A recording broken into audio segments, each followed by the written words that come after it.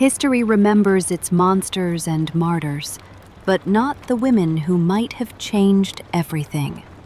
They were called witches, temptresses, madwomen, names used to bury what men feared most.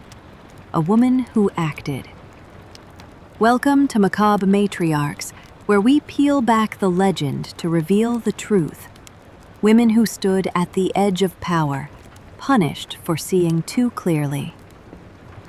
Tonight, we turn to a woman erased for daring to take aim at tyranny itself, the forgotten assassin, Violet Gibson.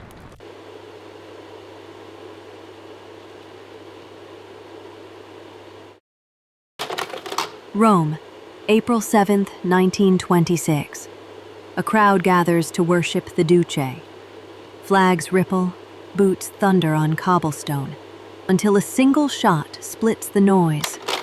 The bullet grazes Mussolini's nose, leaving a thin red line across the face that called itself invincible. The woman who fired it does not run. She stands, calm as the crowd descends. 50 years old, wrapped in a dark shawl. An Irish aristocrat named Violet Gibson.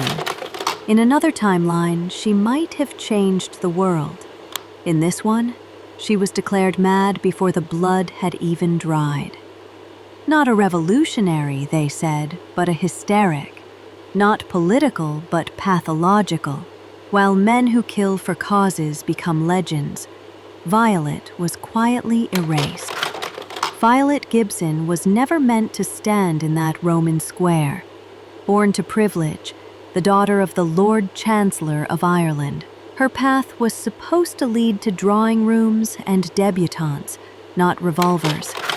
But Violet rejected her world of polite hypocrisy. She sought meaning in mysticism, faith, and rebellion.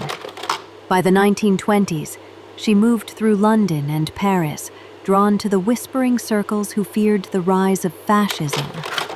She watched Mussolini tighten his grip, watched his black shirts beat, silence, and burn. To her devout Catholic mind, it was more than politics. It was spiritual desecration. So she acted. She studied his routines, returned to Rome again and again, and on that April morning, when the dictator stepped into the sun, Violet raised her gun, and history held its breath. But truth never had a chance. Before she reached a jail cell, her story was rewritten. A wealthy woman with a gun? Clearly deranged. A believer moved by conviction. Clearly delusional. The Italian press spoke in unison. Foreign madwoman attempts murder. Safer to mock her than admit that a woman had seen through the lie of fascist glory. Even foreign reporters repeated the fiction. Her politics became symptoms. Her faith became illness. Her courage became hysteria. The propaganda was perfect. No public trial, no manifesto, no platform. Only diagnosis and deportation. Britain accepted the verdict. It was tidier that way. A mad spinster was easier to explain than an anti-fascist with a title. They locked her in St. Andrew's Hospital, Northampton. For 30 years, she lived behind stone walls while Europe burned, while Mussolini rose and fell, while the world she tried to save dissolved in blood and smoke.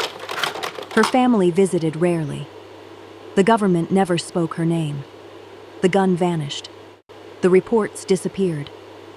The woman became a rumor.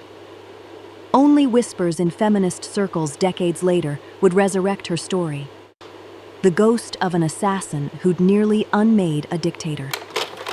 Today, historians have begun to trace her steps. The letters, the witnesses, the careful planning that prove she was not mad at all, but purposeful, lucid, and brave. Violet Gibson's story forces us to ask why women's defiance is so often rewritten as delirium.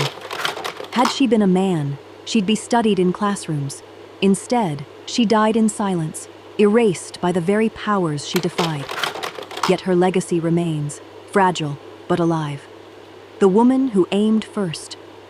The one who saw the monster before the world did. They called her insane to keep her invisible.